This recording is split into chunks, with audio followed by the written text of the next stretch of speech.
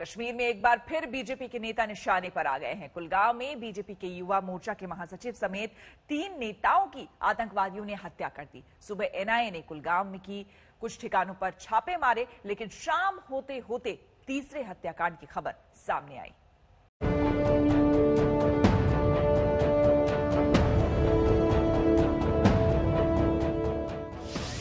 कश्मीर में फिर आतंकियों का खूनी खेल, 3 बीजेपी नेताओं की हत्या, आतंकियों के हॉटस्पॉट कुलगाम पर शिकंजा। सियासी लिहाज से ऐतिहासिक बदलावों से गुजर रही धरती की जन्नत एक बार फिर खून से लाल हुई। सुरक्षा बलों के आगे पस्त हो रहे आतंकियों ने निराशा में आपा खोते हुए खूनी खेल खेला। साउथ कश्मीर के काजीगुंड में आतंकियों ने इसी कार में सवार बीजेपी के 3 नेताओं पर सामने से गोलियां बरसा दी जब वो घर जा रहे थे। आतंकी हमले में बीजेपी के युवा मोर्चा के जनरल सेक्रेटरी फिदा हुसैन समेत 3 नेताओं की मौत हो गई। फिदा हुसैन के साथ हमले में मारे गए नेताओं के नाम उमर राशिद बेग और उमर रमजान हैं। तीनों को अस्पताल ले जाया गया, लेकिन उनकी जान नहीं बच पाई। बीजेपी ने साफ कहा है कि जो पार्टियां कश्मीर में सक्रिय हो रही हैं, वो निशाने पर हैं। जिस प्रकार से उनकी हत्या की गई, मुझे लगता है कि जिस प्रकार से कुछ पॉलिटिकल पार्टीज जो कश्मीर में एक्टिव होने का प्रयास कर रही हैं, उनके द्वारा प्रवोक किए जाने पर इस प्रकार की घटनाएं होती हैं। खैर, इसको सहन नहीं किया जाएगा। उमर अब्दुल्ला और महबूबा मुफ्ती ने हमले की निंदा की है। इस बीच जम्मू कश्मीर के उप राज्यपाल मनोज सिन्हा ने ट्वीट किया, मैं इस हत्याकांड की कड़ी निंदा करता हूं। हिंसा करने वाले मानवता के दुश्मन हैं। ये उनकी कायराना हरकत है और दोषियों पर कड़ी कार्रवाई होगी। कश्मीर में बीजेपी के नेता हाल के कुछ हफ्तों में आतंकियों के निशाने पर आए हैं। 8 जुलाई को बीजेपी नेता वसीम बारी के अलावा उनके भाई और पिता की हत्या कर दी गई थी। 4 अगस्त को कुलगाम के आखरन नौपुरा में बीजेपी के नेता और सरपंच आरिफ अहमद पर जानलेवा हमला हुआ था। 6 अक्टूबर को गांदरबल में भी जिला भाजपा अध्यक्ष गुलाम कादिर राथर को मार दिया गया था। ये भी महज संयोग था। एनआईए ने कुलगाम में ही आतंकियों के संदिग्ध ठिकानों पर छापेमारी की थी। कुछ घरों की तलाशी ली गई थी, लेकिन कुछ घंटों बाद ही आतंकियों ने तिहरे हत्याकांड को अंजाम दे दिया। श्रीनगर से शुजाउल हक के साथ कमलजीत संधू, आज तक। आतंकवाद कैसा जहर है, ये हिंदुस्तान से बेहतर कोई नहीं जानता। कई दशकों से हमारे देश के लिए नासूर बना आतंकवाद अब दुनिया के लगभग तमाम हिस्सों तक पहुंच गया है। हालात ये हो चुके हैं कि शांत और समृद्ध माना जाने वाला यूरोप दहशतगर्दी से बुरी तरह से घिर चुका है, और इसका सबसे बड़ा शिकार बना है फ्रांस, जहां धार्मिक कट्टरता ने पिछले कुछ सालों में कई लोगों की जान ले ली। एक बार फिर फ्रांस में धर्म के नाम पर बेगुनाहों का खून बहा।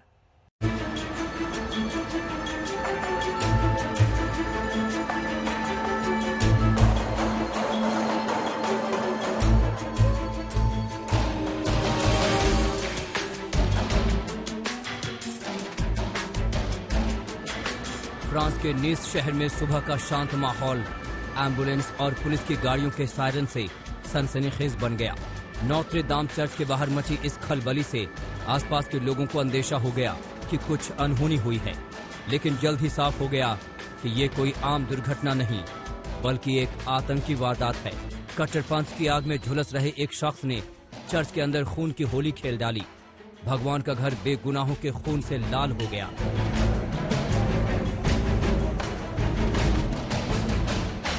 ये वारदात नीस के नोत्रे दाम चर्च के अंदर सुबह करीब 9 बजे हुई। चाकू लेकर घुसे एक शख्स ने अंदर बैठे लोगों पर ताबड़तोड़ वार करने शुरू कर दिए। हमलावर ने 2 लोगों का गला काट दिया, जबकि एक शख्स की चाकुओं के वार से हत्या कर दी। वारदात में कुल 3 लोगों की मौत हो गई, जबकि दर्जनों लोग घायल हैं। हमलावर को पुलिस ने गोली मारकर जख्मी कर दिया। horrible et qui sans doute correspond aux moyens utilisés par ce professeur courageux de Conflans Sainte-Honorine, Samuel Paty. इस बर्बर हमले से फ्रांस सन्न है।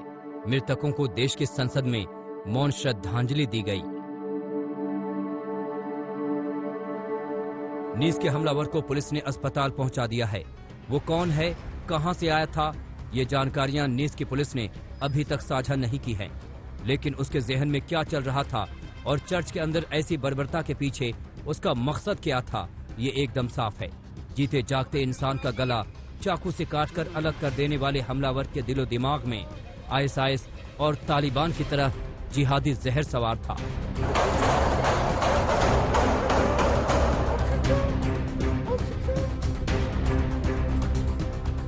नीस शहर इस्लामिक कट्टरवाद का शिकार हुआ है, जिसकी मैं बार बार निंदा करता हूं। इस बर्बरतापूर्ण हमले के शिकार हुए लोगों के परिवार के लिए मेरी संवेदना। फ्रांस में हुई ये आतंकी वारदात न पहली है न कोई अलग घटना है, बल्कि कट्टरता की उस जंजीर की ताजा कड़ी है जो फ्रांस को एक अरसे से जकड़ना चाहती है। 2015 में फ्रांस ने इसका सबसे खौफनाक रूप देखा, जब पैगंबर मोहम्मद का कार्टून छापने वाली मैगजीन शार्ली एब्दो के दफ्तर में आतंकियों ने 12 लोगों को मौत के घाट उतार दिया था। तब से अब तक इस्लाम और ईसाई विवाद के नाम पर फ्रांस में कई बार बवाल हो चुका है, लेकिन इस महीने अचानक ये जंग और भी तेज हो गई।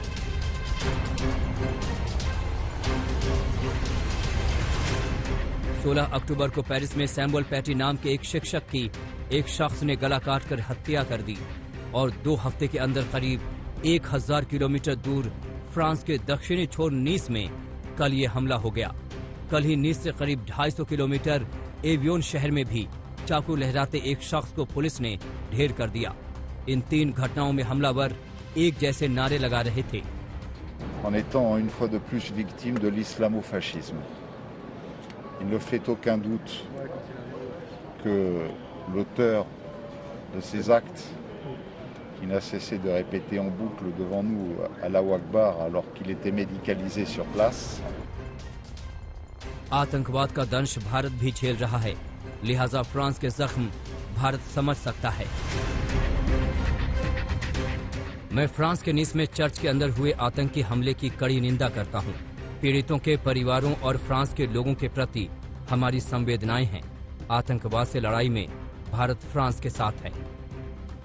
फ्रांस में जो हुआ ठीक वैसी ही वारदात हजारों किलोमीटर दूर दुबई के जिद्दा में हुई। फ्रांसीसी दूतावास के बाहर एक हमलावर ने किसी नुकीले हथियार से एक सुरक्षा गार्ड को जख्मी कर दिया। फ्रांस के अंदर और फ्रांस के बाहर हो रही ये तमाम घटनाएं बता रही हैं कि अभिव्यक्ति की आजादी को अहमियत देने वाला मुल्क कट्टरपंथियों की आंख की किरकिरी बना हुआ है। लेकिन फ्रांस की मैक्रों सरकार सीना तान कर कह रही है कि वो ऐसे करतूतों के आगे झुकने वाले नहीं हैं। आज तक ब्यूरो।